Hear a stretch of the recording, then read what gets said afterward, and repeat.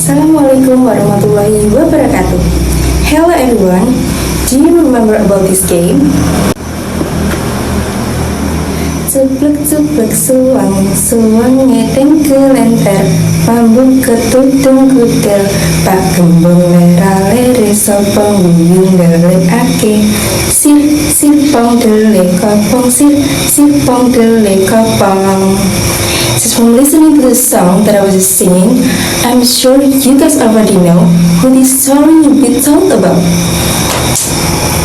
Yep, he is Raden Paku and everyone calls him as Sunan Giri. But do you guys know how Raden Paku becomes Sunan Giri that we know now? A long time ago, when Dewi Sekar-Dewi was pregnant, her father, the king of Blambangan, still couldn't accept that she will marry a man who's not from the kingdom. The man is Maulana Ishak. He is Raden Paku's father.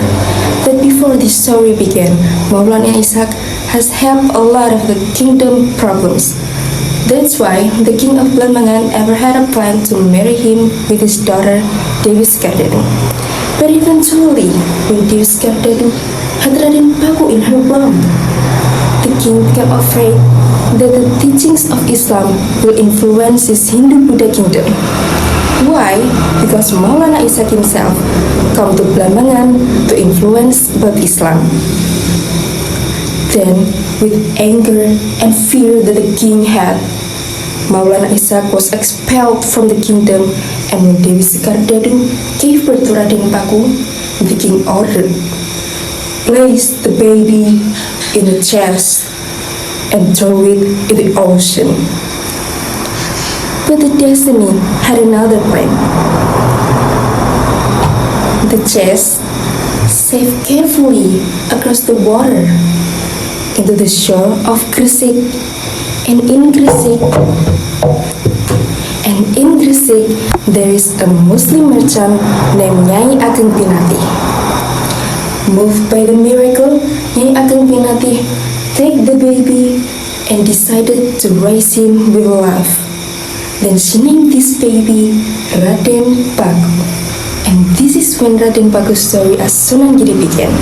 As he grew older, his intelligence and wisdoms amazed everyone. Later, he came to Pasai and studied Islam under Maulana Ishak without realizing that Maulana Ishak was his father.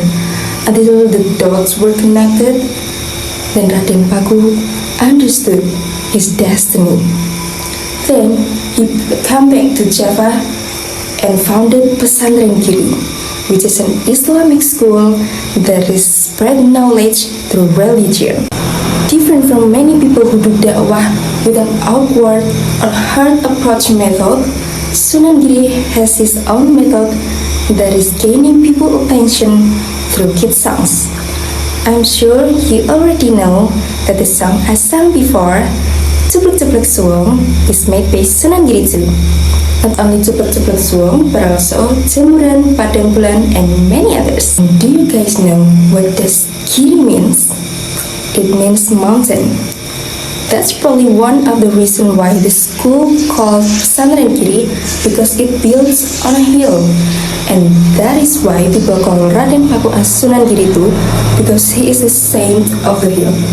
Just by saying this from my mouth makes me feel goosebumps, because it shows how Sunan Giri was so respected and honored by people around him.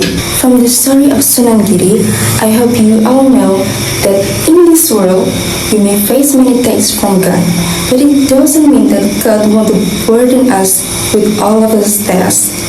It does mean that God knows our abilities and gives us a chance to prove ourselves. That's why, as young Muslims, we must show our faith through creativity and enthusiasm, just like Sunan Giri did with the unique method that he used. He was moderate, creative, and open-minded. With that, I'm Siti Subatun Nafi'ah from Nahdlatul Ulama Sunan Giri University. Hope that we as young Muslims can get inspired by Sunan Giri to be moderate, creative, and wise in spreading kindness and faith. That's all from me. Assalamualaikum warahmatullahi wabarakatuh. See you later.